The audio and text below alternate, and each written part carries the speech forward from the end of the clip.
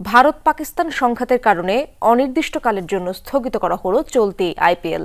শুক্রবার বিসিসিআই এর এক জরুরি সভায় আসে এই সিদ্ধান্ত।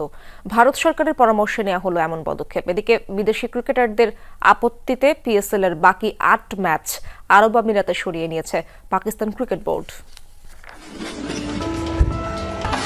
পাক ভারত সংঘাত কিংবা উত্তেজনাকর পরিস্থিতিতে আতঙ্কে দুই দেশের সর্বসাধারণ। বাতাসে বারুদের গন্ধ। এই যুদ্ধের শেষ কোথায় তা জানে না কেউই, তবে এর প্রভাবটা বেশ ভালোভাবেই পড়েছে ক্রীড়াঙ্গনে।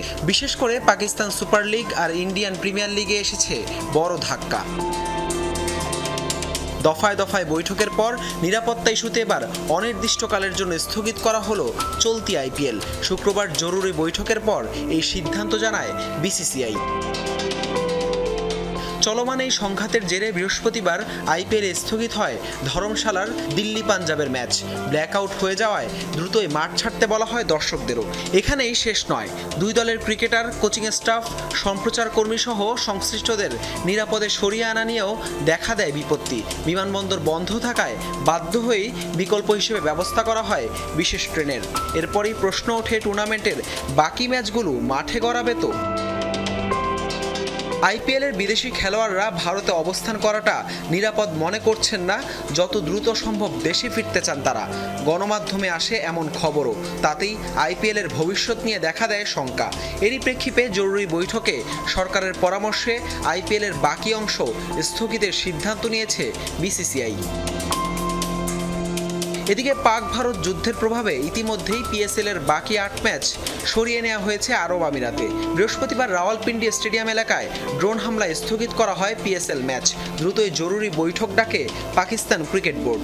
বিদেশি ক্রিকেটারদের আপত্তিতে রাতেই সিদ্ধান্ত আসে টুর্নামেন্টের বাকি অংশ স্থানান্তর হবে আরব আমিরাতে। শিগগিরই জানিয়ে দেওয়া হবে নতুন সূচি, নিশ্চিত করে পিসিবি।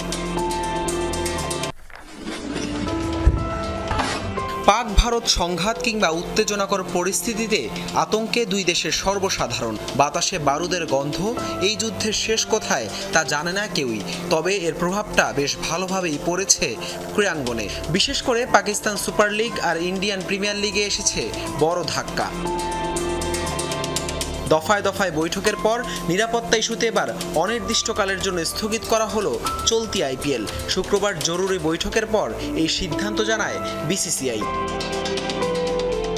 চলমান এই সংঘাতের জেরে বৃহস্পতিবার আইপিএল স্থগিত হয় ধর্মশালার দিল্লি পাঞ্জাবের ম্যাচ। ব্ল্যাকআউট হয়ে যাওয়ায় দ্রুতই মাঠ ছাড়তে বলা হয় দর্শকদেরও। এখানেই শেষ নয়, দুই দলের ক্রিকেটার, কোচিং স্টাফ, সম্প্রচার কর্মী সহ সংশ্লিষ্টদের নিরাপদে সরিয়ে আনা নিয়েও দেখা দেয় বিপত্তি।